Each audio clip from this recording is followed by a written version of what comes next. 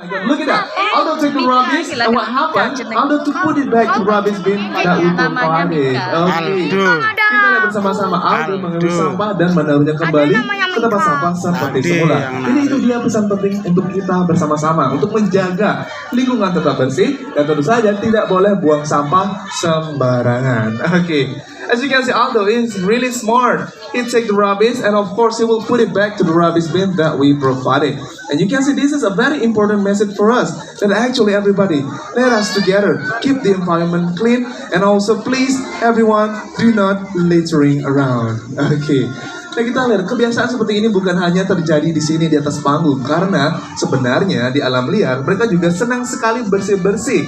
Nah biasanya mereka membersihkan dedaunan kering dan juga ranting-ranting yang jatuh dari atas pohon. Nah nantinya bahan-bahan tersebut akan digunakan untuk memperbaiki sarangnya dan bahkan untuk membuat sarang yang baru yang ada di dekat perairan seperti di pinggir sungai. And everyone habit like this is not only happen here after the stage because in the white that they love do the same thing. They love the cleaning, the dry and also the falling twigs from the tree, and they use that thing to fix or even build their nest next to the river. Okay, and then we can see Aldo from up close. Sekarang kita lihat Aldo lebih dekat lagi ya. Oke, perhatikan di sini.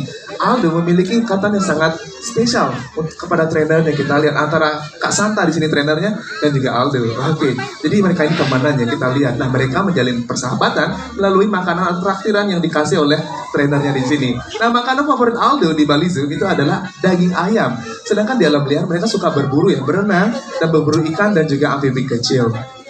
So everyone, we have a very special bonding here between the trainer, Mr. Santa, and also Aldo. You can see the bonding is happened because of the treat. That is the delicious meat that Aldo always receive from the trainer.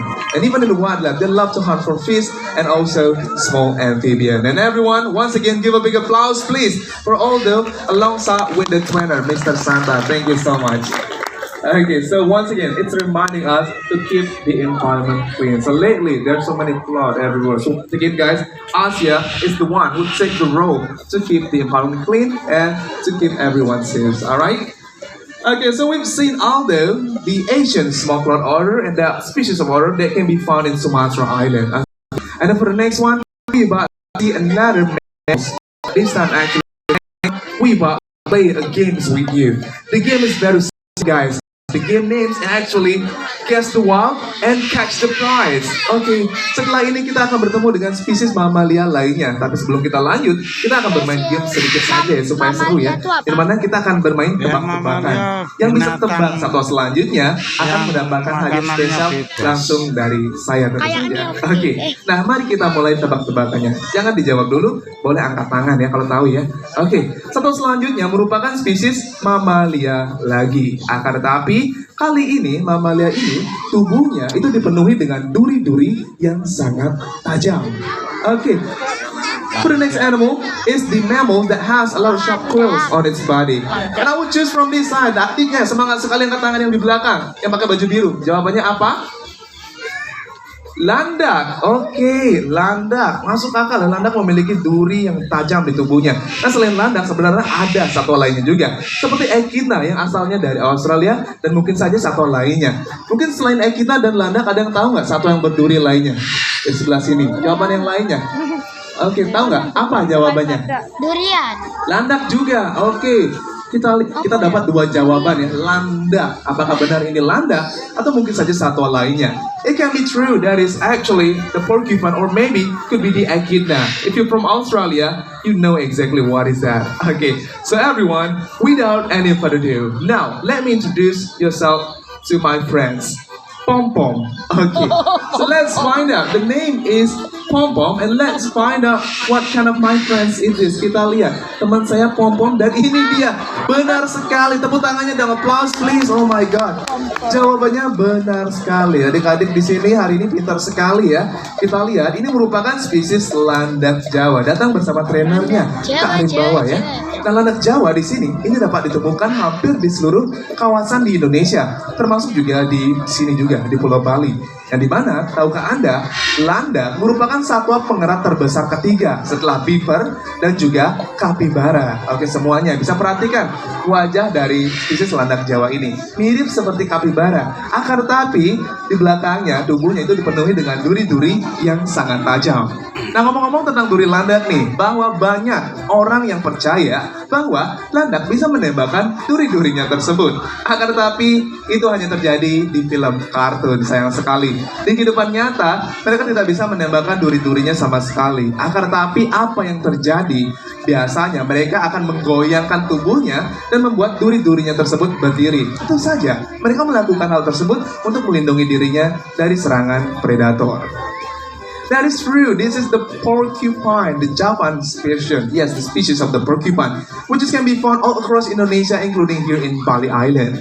And do you know that actually the Javan porcupine, or the porcupine itself, actually known as the third largest rodent in the world, after beaver and also capybara.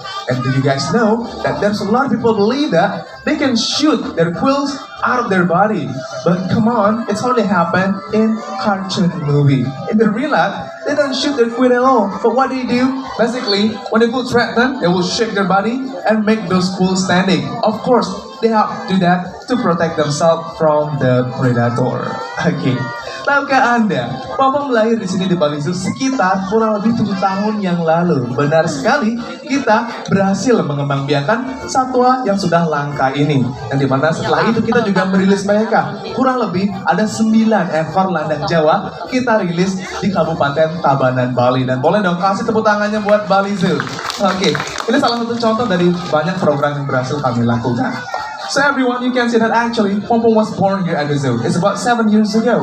Yet we've been successfully breed this animal, and also we released them to the wildlife. That is exactly 9 porcupine in the wildlife that is in Tabanan Regency. Yes, of course.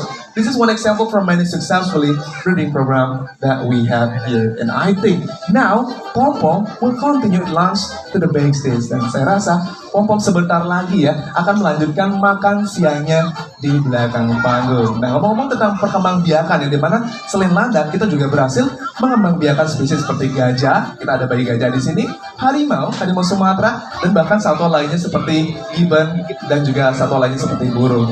Okay, and I think it's time for Pom-Pom is going back home. Bye-bye, Pom-Pom. Okay, so that was Pom-Pom, and after this, actually, before we continue, I would love to say congratulations for the one that can answer my question.